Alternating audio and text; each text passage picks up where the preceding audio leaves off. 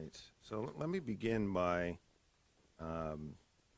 recognizing everyone who's here as we announce this environmental enforcement action today. First, I want to recognize Director of DEM, Terry Gray, who will speak to you today about what we're doing. I can't underestimate how important it is and how great the work has been of DEM. Terry and his team have really provided the basis for what we're doing today. We could not do what we're doing together today without the great work of DEM over the last year. Their technical expertise is outstanding, and it allows us together to be the kinds of environmental enforcement agencies that we want to be. So Terry, thank you and your team for that. Also with Director Gray are Susan Forcier from DEM, Tricia Quest, who is a lawyer on their team. From my office, I want to make sure I get everybody. Chief of the Civil Division, Miriam Weisenbaum, Deputy Chief of the Civil Division, Sarah Rice, and Head of our Public Protection Bureau, Allison Hoffman, Head of our Environmental Group, and Randall Boots, who is a member of our environmental team.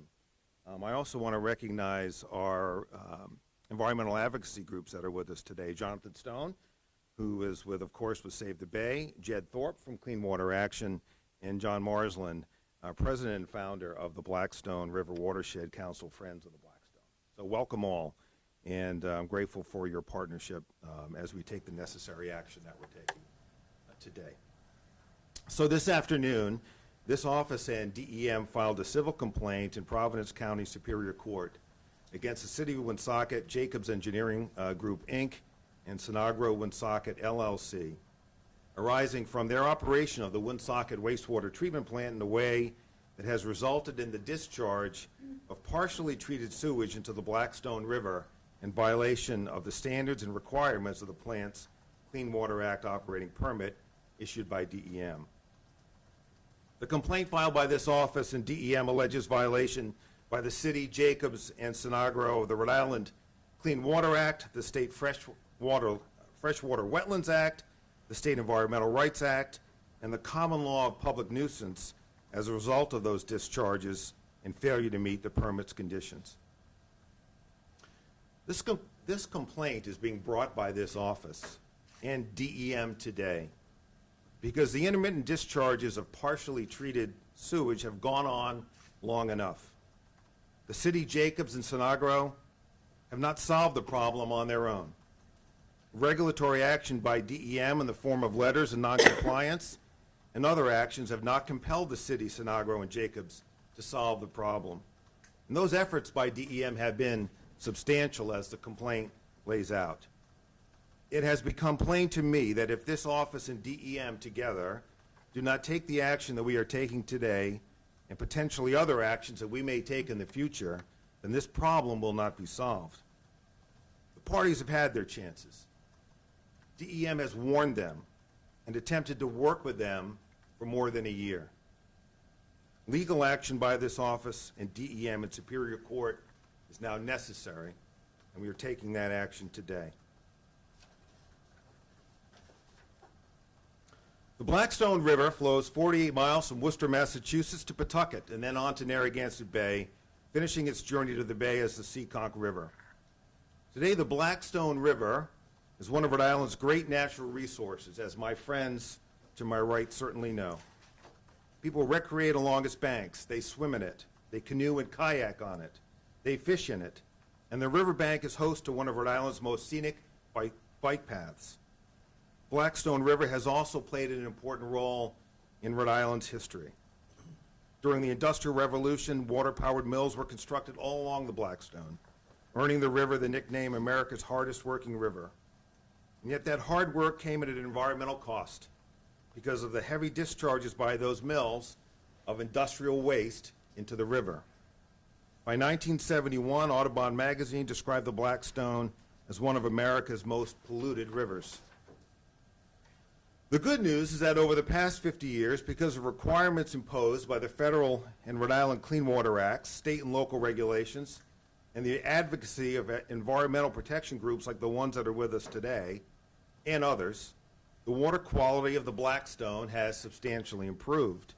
It is today listed as a Class B1 freshwater waterway, designated as suitable for swimming and other recreational activities. Fish and wildlife should be able to thrive there, and the water should be suited for agricultural purposes, among other things. Of course, all of this assumes that those who discharge into the Blackstone River comply with the law and their Clean Water Act discharge permits. And as we allege in the complaint today, the city of Woonsocket, Jacobs, and Sinagro are operating the Woonsocket wastewater treatment plant. In doing so, they have failed to protect the river and comply with the terms of their permit. The Woonsocket wastewater treatment plant treats sewage from that city as well as from North Smithfield and the Massachusetts towns of Bellingham and Blackstone. The city, which owns the plant, has been granted a permit under the Rhode Island Clean Water Act to discharge treated sewage into the Blackstone River. However, that permit sets the environmental standards that treated sewage must meet before it can be discharged. It is a violation of the law to discharge treated sewage that does not meet the standards of the permit. The Clean Water Act designates DEM as the State Water Pollution Control Agency for purposes of the Act. The law, the applicable rules and regulations, and the requirements of the permit itself are complicated. They are highly technical and are described in full in the complaint. But the bottom line is this. The city's permit required that all wastewater generated by the plant be fully treated before being discharged into the Blackstone River. And too often, the city, Sinagro, and Jacobs have violated that condition of the permit, and consequently, the law.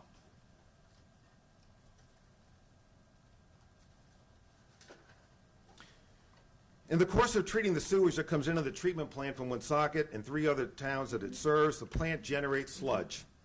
Jacobs is responsible for ensuring that all sludge generated by the plant is delivered to the appropriate holding tank or gravity thickener and coordinating the management of the plant sludge handling facilities with Sinagro. Sinagro processes and is required to monitor the levels of all sludge that is generated by the treatment plant. Collectively, the city, Jacobs, and Sinagro are all responsible for ensuring that whatever comes out of that wastewater treatment plant complies with the Clean Water Act permit that was issued by DEM. As alleged in the complaint, DEM has sent the city of Woonsocket, as the owner of the plant and the holder of the permit, several letters of noncompliance or failure to comply with the conditions of the permits and the discharges. The full scope of those failures is set forth in the complaint we filed today. Among those failures, as alleged in the complaint, was a discharge of partially treated sewage which violated the terms of the permit in March of 2022. As a result of testing of that discharge, DEM and the Department of Health issued an advisory warning all Rhode Islanders against recreating in the river and eating fish caught in the river from the plant to the Slater Mill Dam in Pawtucket. The advisory was lifted 4 days later. In June of 2022, DEM learned that partially treated sewage was again being discharged by the city, Jacobs, and Sinagro from the plant, and again issued a no-contact advisory for the Blackstone River. The advisory was lifted after 12 days. DEM again determined that the terms of the permit had been violated and issued a notice of noncompliance. In early March of 2023, just this month, DEM learned of another discharge from the plant of partially treated sewage, and again, DEM issued a no-contact advisory for the Blackstone River. Other permit violations are detailed in the complaint, as are efforts by DEM to bring the city, Jacobs, and Sinagro into compliance over the last 12 months. No one can say that DEM has not worked incredibly hard to improve this situation, and yet it has not improved. This office is a law firm. We do not have the technical expertise in-house to sample, test, and determine whether a discharge from a wastewater treatment plant violates a condition of its permit, and therefore the law. And so, as in every such environmental case here we have been able to rely on DEM's outstanding expertise to make those determinations. In addition, last summer, in our capacity as the state's environmental advocate under Rhode Island statute, we began to try to get answers ourselves as to how these repeated problems were happening. And that included issuing our own civil investigative demands to the city of Woonsocket, Jacobs, and Snodgrass in July of 2022, and again in October of 2022. Our joint investigation is now complete. DEM has provided the technical expertise this office needs to bring this lawsuit together, and I am grateful for DEM's expertise, assistance, and partnership. But enough is enough. The Blackstone River was a dumping ground for much of our state's recorded history. A lot of people, including the members of the advocacy groups standing with us today, fought hard to save this river. Their work brought it back so that Rhode Islanders could use it, enjoy its use, and all of the watershed around it.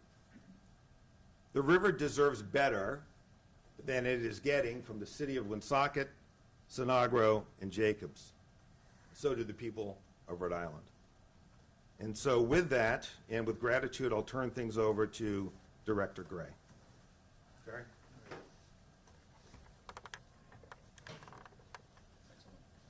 Thank you, General Neronha. Good afternoon, everybody. As the General said, this is a very detailed case, and the investigation from both agencies has been going on for quite a while. The permits that have been issued to this facility are very detailed, they're very complicated, but they're also very important. The Blackstone River is one of the state's most amazing resources. As the General said, it has turned from a dumping ground into a national park, literally. It runs from Woonsocket all the way down into Narragansett Bay through many of our most populated urban communities. People have raised awareness. They have a lot of value to the river right now, and it's turned into an amazing recreational resource. That makes compliance with that permit even more critical. Non-compliance and the type of situations like this are just not acceptable in the current environment. Like the General said, we've gone through a series of warnings. We've gone through a series of investigations at DEM, and enough is enough. Our partnership with the Attorney General's great team here in terms of legal resources makes us much stronger together and allows us to move forward and really compel correction of these violations. We need to get this facility back on track, in compliance, and continue the progress that we've made on water quality on the Blackstone River. We have advocates that have been partnered with us on all kinds of efforts on water quality throughout the years. As you've seen, those efforts have borne amazing results, and we can't backslide. And compliance with permits and the technical correct operation of these facilities is critical to maintain that progress. So I want to thank the General and his amazing team for partnering with us. We are much stronger together when we work on cases like this. They are priority cases for the state of Rhode Island, and we're looking forward to moving forward to resolution and correction of this situation. Thank you. What's the stumbling block? What's the problem? Well, if you're talking about the technical problems, I'm going to let the director try to address that. Yeah. I think the stumbling block is this is a complicated facility. There's three entities that are involved. As the General mentioned, it's the city of Woonsocket, it's a company called Jacobs Environmental, and then there's Snodgrass. They have to operate in a synchronized manner. They have to coordinate amongst each other, and they have to comply with the permit. The end result is what comes out the pipe into the river. So all of those entities have to work together effectively to operate this complex in a way that results in the right effluent limits. And they have not done that. There's been upset conditions multiple times. We've worked with them to try and correct the issues, but it's come back more times than I think than we'd like to see. So, like the General said, enough is enough. Can a court force them to? I mean, what does it take? Yeah, I mean, I think, Steve, that what we're trying to accomplish here is as I said to our team the other day, the tab has to start running. I mean, there has to be a consequence. I mean, DEM has done everything in its power to assist and help them get to where they need to be. But at some point, they have to know there's a consequence. So the tab has to run. The tab's running today. So economic violations, I know you're asking me how much, at $25,000 per day under the Clean Water Act, $10,000 per day under the Freshwater Wetlands Act, and then, of course, injunctive relief is possible. But our goal here is not, well, first of all, let me point out that Jacobs is a very large company based in Dallas. And so they are not a company without resources. Let me just say that right out of the chute. You know, the city of Woonsocket, I understand. I've spent plenty of time in Woonsocket, and I'm not interested, I know the director is not interested in burdening the taxpayers of Woonsocket. What we are fundamentally trying to do here is get these parties to the table, in front of a court, in a courtroom if necessary, okay? And get them to understand that, particularly Jacobs and Sinagro, that the tab is running, okay? And there are consequences. You know, I give DM a lot of credit. They're trying to bring this plant into compliance. They understand that, you know, things happen, but now things continue to happen, and I don't think anybody standing up here is convinced that things won't happen unless we do something that really starts that tab to run. And that's what we're doing today. The tab is running, and so they now know there is a significant consequence if this thing doesn't get fixed. And in my experience over the years, in a lot of contexts, until you give a consequence, a real one, change doesn't happen. And Director, if I might, how frustrating is it that this has been going on for a year and to, I guess, little effect? It's amazingly frustrating. I mean, when we see these type of situations, especially with an operator that has the resources that the general spoke about, we expect them to step up and fix the problem. And that requires engineering, evaluation, and an investment in corrective action. And the fact that that hasn't happened is extremely frustrating. And forgive me, respectfully, what's going on other than an exchange of letters? Well, I think that's one of the things that's sort of implicit in what we both said this afternoon. A lot of times our investigations are very involved, but they're not apparent. Yeah. So the general and his team have been doing a lot of information demands, like you mentioned. That brings back a lot of technical information that then has to be evaluated and considered. Our team has a facility. We've also put them on a schedule where they're informing us twice a day on operational conditions, and really just trying to keep an eye on exactly what's happening up there. And maybe you or one of the environmental people could address what's it like on the river these days? Well, I can tell you that on most days, it's a real joy to be on the river. I kayaked the Blackstone this summer. It really is a beautiful resource, and like I said, it's a national park at this point. When these type of situations come up, there becomes a safety issue, which is why we work with the health department to issue contact advisories. And for people that are actually depending now on the river for a recreational resource, and in some cases revenue, right? There's field trips, there's tourism that goes on the river. That creates impacts that are unacceptable. What are the longer term impacts? There are no long-term impacts. That's the good thing about this. These are more like short-term upset conditions, and once they're corrected, they flush out of the system, and there are no long-term impacts. Is the no contact order that was issued last week still in place, and if so, how long do you expect? We'll be lifting that later this afternoon. Okay, so does that mean that We've been tracking compliance, and we've been tracking water quality, and as a precautionary measure, we kept the no contact order in place during the storm that was predicted for the last couple of days.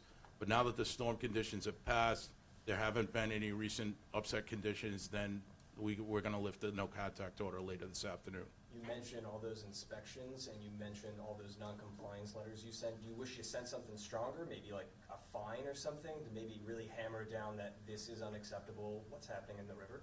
Well, we were preparing to do that, and How much would that fine have been? I don't know off the top of my head, but that's our two actions have come together as partner agencies, and that's what the general announced today, is the filing of that complaint. have Jacobs or Sinagro responded to any of the letters or contact citations you sent? Yes, but the conditions have repeated themselves. And ultimately, that's the bottom line, right, is performance. And the performance has been lacking, and as we said, enough is enough. There's no local utilities. Why is a private company from Dallas handling all this? That's a fairly, not common, but it's not an unusual situation to bring in what they call a professional operator to operate a complex facility like this. We have several municipalities or wastewater management districts that have contracted with outside entities to come in and do that. And these are multiple repeats. Based on the evidence, does it look like negligence, lack of expertise, or money just cutting on costs? What does it look like to you guys? I mean, it may be all of the above. Director, do we actually know how much untreated wastewater has been dumped into the river at this point? I'd have to get back to you on that. I don't know that number off the top of my Would you head. please? General, do you need a court finding to enforce these, I think you said 25,000 and $10,000? Yeah, Steve, exactly. You know, and look, I want to point out that the complaint is a 31-page complaint. What it lays out is, to your question, sir, is exactly how much DEM did. I mean, it wasn't like they just sent a letter of noncompliance and did nothing.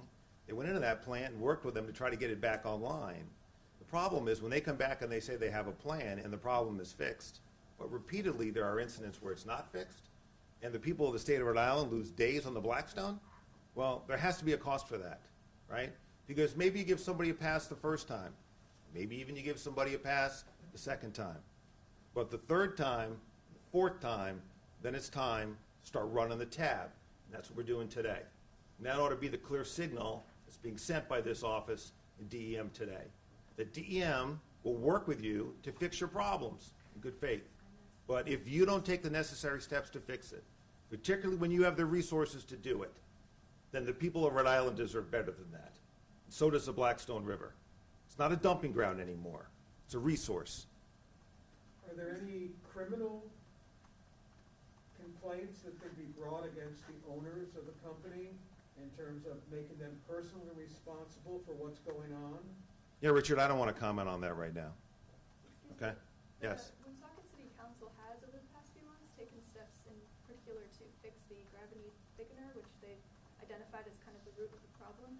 How much consideration was taken to those steps that the City Council and the city has taken in bringing this complaint? Yeah, we considered all the facts, and the facts paint a record of noncompliance. And it was time. There's a time, and you know what it is, and this was it. Is it the entirety of the Blackstone River that, faces contamination when there's a partially treated sewage dump? Or can you sort of talk about, what section of the Yeah, river I'm going to is turn that over to the director. most impacted? The answer is it depends. And it depends on the magnitude of the release. So at times, we look at the stretch from Slater Mill up. And we're trying to be conservative because we want people to be safe. But a larger release could extend all the way to the bay. For most of these releases that we're talking about, we've been talking about that core area between Pawtucket and Woonsocket. So like in terms of like the percent of the river, the mileage, like what is the size area that you're talking about? All right, I'm not sure about that one. Is it affecting 50% of the river, 10% of the river, 80%? Probably between 30 and 50% of the river.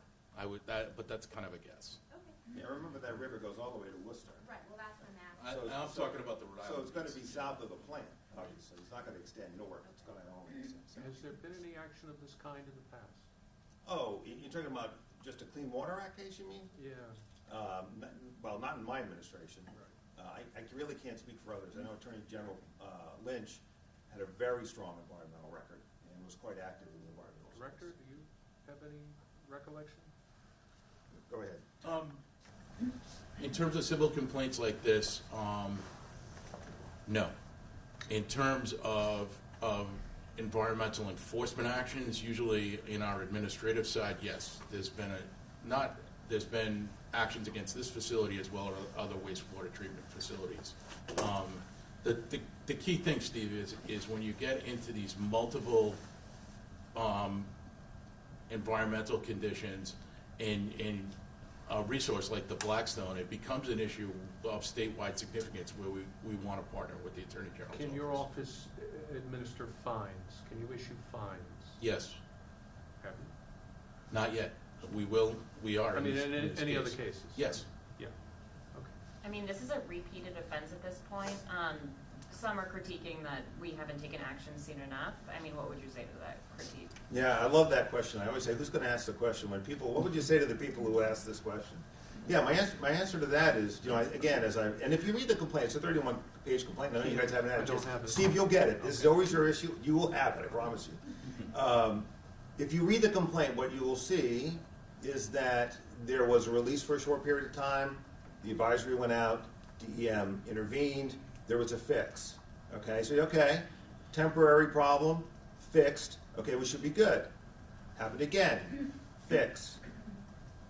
Not a permanent fix. And so, look, I don't want to speak for the director, but my overall view is, look, these things can happen. And so you don't bring an action like this the first time it happens. You try to give the parties an opportunity to fix it, particularly when you're dealing with the city of Woonsocket, which I know faces some challenges, okay? And so that's not lost on me, and again, I don't want to speak for the director, and so as I said, I give DEM great credit for working, they didn't just issue letters and then say, okay, get better. If you read the complaint, you will see the back and forth. The engineering recommendations or plans that were submitted to DEM, DEM's responses. I mean, there was a real opportunity for these parties for over a year to get this right so that we can be assured this isn't going to happen again. But as I said, there is a time when the tap has to begin to run, and we have reached that time. And so what I say to people who ask that question is, you know when you have given the parties a fair chance to fix it on their own, given the amount of harm that they've caused. And at some point, action like this is necessary, and in my judgment, and in the director's judgment, together we have reached that point.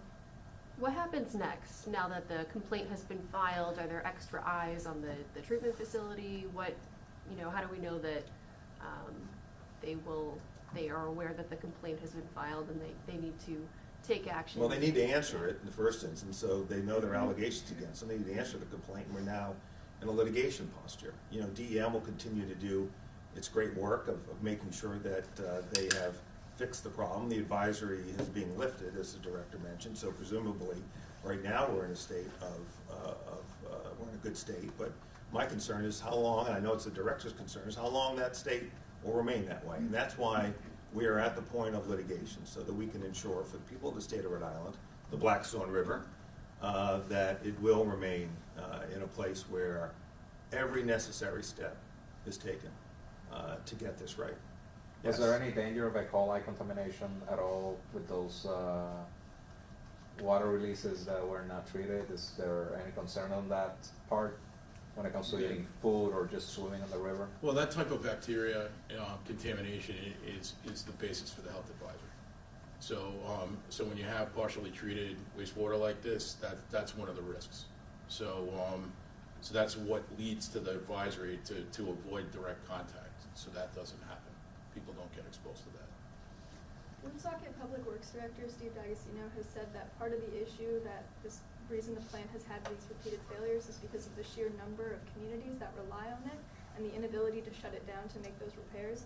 Would that be part of the solution that's being discussed here? Well, we'll see going forward. The nature of the city's contracts with other municipalities is really something for them to decide whether that allows them to run this plant in a way that it meets the requirements of the permit. It's, as I said, the complaint's really technical and the work of DEM is really technical, but it really comes down to this. You got a permit. What that permit says is whatever comes out of that plant, it's got to meet certain standards. If it doesn't, it violates the law. Okay, that's this case. Sorry, in a I nutshell. didn't mean to interrupt. No, go ahead, Richard. What is the responsibility of city officials and plant officials to let people know that there's a malfunction? In the latest incident, it was a citizen activist running by the bike path who alerted everybody to what was going on and then communicated that to DEM. Isn't there some type of responsibility that's required by... Yeah, there is. In the permit itself, and Terry, you can speak to this, there's a requirement of notification, I believe, within 24 hours. So to the extent that doesn't happen, well, that's another basis for violation of the conditions of the permit. So there's a lot of nuance here. I've really tried to make it, perhaps unnecessarily simple for some in the room or some at home, but it is complicated. But that's what it comes down to in the end. I want to give my friends, the environmental advocates, a chance to speak. And so if I could, I'm happy to answer any. I know you have a question. I'm happy to come back when they're through, or offline to answer your questions. But I wanted to give our friends a chance. And Jonathan, if you want to say a few words, and you're more than welcome. Sure. Thank you, General. From our perspective at Save the Bay, a permit without the threat of enforcement isn't worth the paper it's written on. You have to enforce, and if you don't, it sends a message that permits can be violated. And this is a case where we are grateful for the Attorney General and his staff, and to the DEM and their staff for bringing this to this point in time to make sure these releases do not happen again. Save the Bay and many, many other advocates, several of whom are here in this room with us, have worked for 50 years cleaning up this river. And it's an incredible success story. But to have a setback like this is an insult to the people of Rhode Island and to the natural resources that we rely on in this state, and to the recreational values the river brings, and the bay itself. So enough is enough. Let's move on, and I again applaud the Attorney General for this action. Thank you. Thanks, Jonathan. And I want to introduce Jed from Clean Water Action. Jed? Thank you. Thank you first to the Attorney General and to DEM for taking this enforcement action today. I always tell people, Rhode Island has, compared to other states, very strong environmental laws and rules, but those laws and regulations are only as effective as our ability and our willingness to actually enforce those laws and rules. Last year, a lot of us came together and celebrated the 50th anniversary of the Clean Water Act. And the Blackstone River, the Patuxent, Narragansett Bay, and many other water bodies are much cleaner today than they were 50 years ago, largely because of improvements and upgrades to wastewater treatment. But as far as we've come, environmental protection, clean water, it requires constant vigilance. It requires vigilance on the part of the municipal officials who are operating and responsible for these wastewater treatment plants functioning properly. It requires constant vigilance by the public to be the eyes and ears out there along these water bodies. As someone noted, it was actually my predecessor, John Berard, who was out jogging along the Blackstone and just happened to notice this discharge and reported it to DEM. And of course, it requires vigilance on the part of DEM and those who are responsible for enforcing our environmental laws to respond to complaints and to ensure that our environmental laws are being properly enforced. So thank you again to the Attorney General and to DEM for taking this action. And we, of course, and our members look forward to seeing this issue resolved as quickly as possible. All right, and now, John, you would share some thoughts. Appreciate it. Friends of the Blackstone. My name's John Moslin. I'm a volunteer with Friends of the Blackstone. I've been volunteering for 33 years, pulling trash and debris and tires out of the Blackstone. We turned it from a dump to a recreational resource. And I'd like to thank Director Gray and General Neronha for taking this action. Lately, we've been trying to work with the Narragansett Indian tribe to create a greater community voice for the river. There's a lot of good projects happening, like the Fish Ladder project, and we've been told we need a greater community voice, and these kind of disturbances in the river really set us back. And I'm so glad this is happening today. And what we give kids today is this blue marble. It stands for clean water, a drop of clean water, and puts a smile on their face. And I'm just hoping we can keep the Blackstone clean so we can continue to use this as a symbol of our natural resource. Thank you. Spell your name first, Mr. Moslin. M-A-R-S-L-A-N-D. Thank you. Thanks, John. All right, so I just want to, before we go, I want to just come back sort of to where we started. First, I want to recognize Mike Healy. Welcome back, Mike.